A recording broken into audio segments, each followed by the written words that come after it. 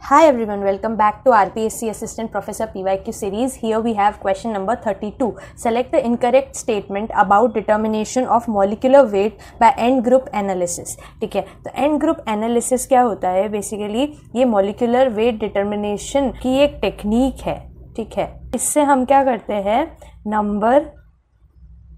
Number average molecular wait को find out करते हैं. और ये बेसिकली उन पॉलीमर्स के लिए होता है जिनका मॉलिक्यूलर वेट जो है लेस देन 20,000 to 25,000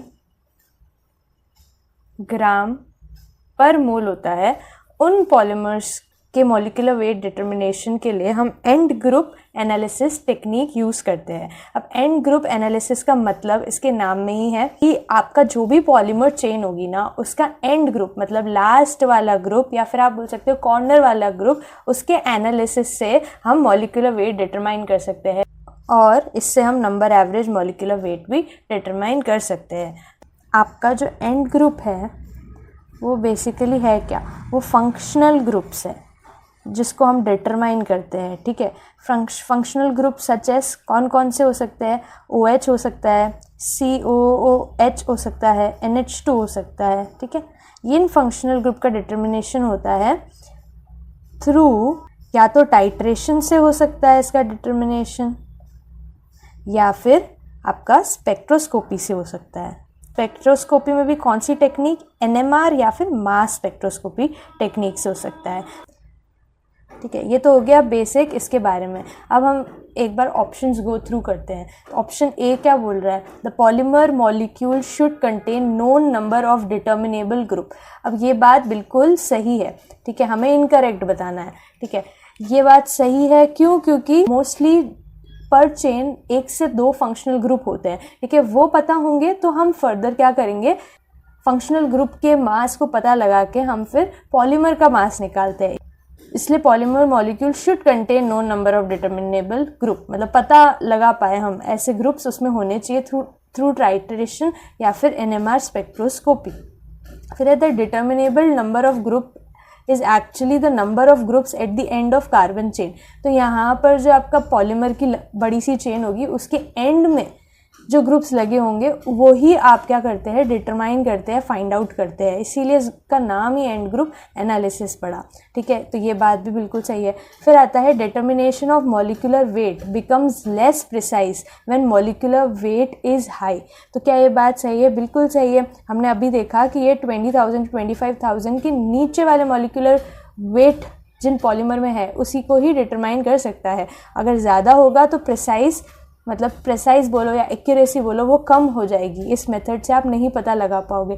इसका रीज़न क्या है? इसका रीज़न काफ़ी सिंपल है कि अगर जैसे जैसे मॉलिक्यूलर वेट आपके पॉलीमर की चेन का बढ़ेगा, ठीक है, तो पॉलीमर तो की चेन तो काफ़ी लंबी हो गई और लास्ट में लगे हुए ग्रुप जो है उनके मास को अगर हम कंपेयर करें एग्जिस्टिंग पॉलीमर के ओवरऑल मास से, तो वो मास काफ़ी कम होगा कंपैरेटिवली. तो क्या होगा कि एंड ग्रुप का कंसंट्रेशन बेसिकली काफ़ी कम होगा. तो एक्यूरेसी जो है मेजरमेंट में, आप टाइट्रेशन से कर रहे हो फॉर एग्जांपल, तो वो एक्यूरेसी आएगी ही नहीं.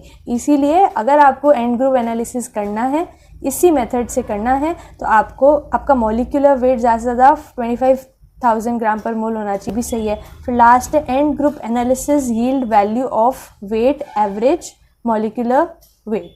तो क्या ये सही है? बिल्कुल भी सही नहीं है. अभी हमने देखा कि ये and group analysis technique number average molecular wait बताता है, ना कि वेट एवरेज मॉलिक्यूलर वेट. तो आपका करेक्ट आंसर हो जाएगा option number D. Here we have question number 33.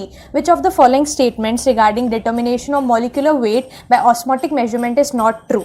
तो molecular weight का determination आप osmotic measurement के through कर सकते हैं और mostly number average molecular weight polymer chemistry में हम फाइंड आउट करते हैं by the help of osmotic measurement. Right, अब यहाँ पे बोला है नॉट ट्रू. नॉट को पहले से अंडरलाइन कर लीजिए ताकि गलती होने के चांसेस एलिमिनेट हो जाए. अब वन बाय वन हम एक बार देख लेते हैं ऑप्शंस को. तो ऑप्शन नंबर ए है equation pi is equals to CRT by M is applicable when polymer solution behaves ideally. क्या ये स्टेटमेंट सही है? ये स्टेटमेंट बिल्कुल सही है. होता क्या है ना कि जब सोल्यूशन आइडियल होता है। आइडियल सोल्यूशन आपको पता ही होगा, change in volume of the mixture, change in enthalpy of the mixture, ये सब क्या होता है, ज़ीरो होता है आइडियल सोल्यूशन में।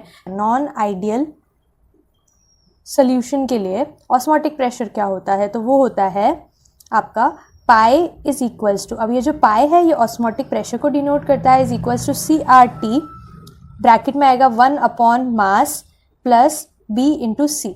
तो यहाँ पर पाई तो ऑस्मोटिक प्रेशर है, आपका C कंसंट्रेशन है, ठीक है, R गैस कांस्टेंट है, T आपका टेम्परेचर है, M मॉलिक्यूलर मास है, और जो B है वो होता है, B is called as second virial coefficient. और मोस्टली हम ऑस्मोटिक प्रेशर को रिलेटिव ऑस्मोटिक प्रेशर के फॉर्म में लिखते हैं, इसलिए ये कंसंट्रेशन टर्म आपके लेफ्ट हैंड साइड में चली जाती है, और pi by C that is relative osmotic pressure is equals to RT 1/m plus B into सी, ठीक है। तो ये आपका होता है नॉन आइडियल सोल्यूशन के लिए ऑस्मोटिक प्रेशर। आइडियल सोल्यूशन के लिए CRT/m, तो ये करेक्ट दे ही रखा है, तो ऑप्शन ए तो आपका करेक्ट हो गया और आपसे इनकरेक्ट पूछा है। अब बात आती है ऑप्शन बी की, the upper limit for molecular weight determination is 10 to the power 6. 10 to the power 6 is what? 10 to the power 6 is nearly 10 lakh, ठीक है। तो आपका यहाँ पर अपर लिमिट जो जनरली बोली जाती है वो बोली जाती है 5 lakh to 20 lakh. On an average अगर यहाँ पे 10 लाख लिखा है तो ये भी आपका सही हो जाएगा, ठीक है। फिर आता है option number C, the diffusion of low molecular weight polymer molecule is allowed. तो क्या ये स्टेटमेंट सही है? ये स्टेटमेंट बिल्कुल गलत है।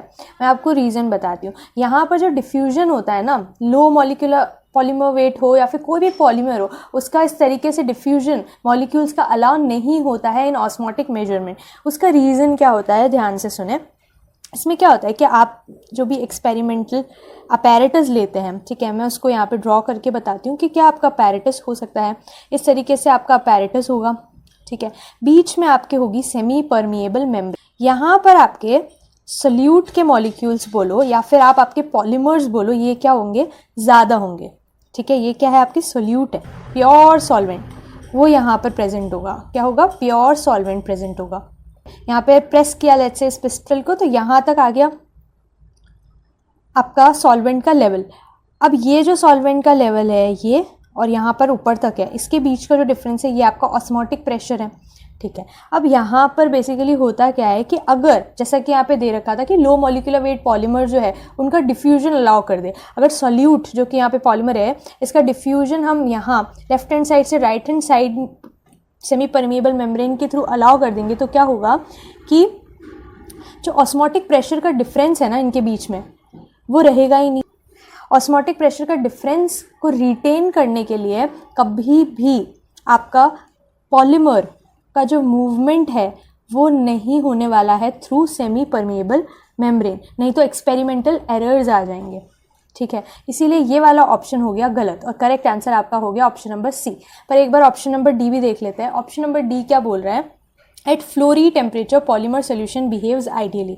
अब फ्लोरी टेम्परेचर को ही हम क्या बोलते हैं, थीटा टेम्परेचर। कि जब ये आता है ना, फ्लोरी टेम्परेचर या थीटा टेम्परेचर, तो जो पॉलीमर के बीच में इंटरेक्शन हो रहा होगा या पॉलीमर और सॉल्वेंट के बीच में इंटरेक्शन हो रहा होगा, वो क्या हो जाता है, बिल्कुल ही बैलेंस आउट हो जाता है। तो जितने भी अट्रैक्टिव या रिपल्सिव फोर्सेस है वो क्या होते हैं, कैंसिल आउट हो जाते हैं। और थीटा टेम्परेचर या फ्लोरी टेम्परेचर में आपका जो बी है that is second virial coefficient, वो हो जाता है 0। अब क्या करना है, ये जो इक्वेशन है इसमें अगर आप बी को 0 पुट कर देंगे, ठीक है, बी अगर यहाँ पे 0 पुट हो गया तो आप ये देखेंगे कि आपके पास same pi is equals to CRT/m जो कि आइडियल सोल्यूशन है, उसकी इक्वेशन मिल गई फॉर ऑस्मोटिक प्रेशर। इसीलिए फ्लोरी टेम्परेचर पे आपका पॉलीमर सोल्यूशन क्या करता है, आइडियली बिहेव करता है। तो यहाँ पर हमारे पास इनकरेक्ट ऑप्शन कौन सा है, ऑप्शन नंबर सी। ऐसी और PYQ की वीडियोस के लिए चैनल को लाइक, शेयर और सब्सक्राइब करें। Thank you.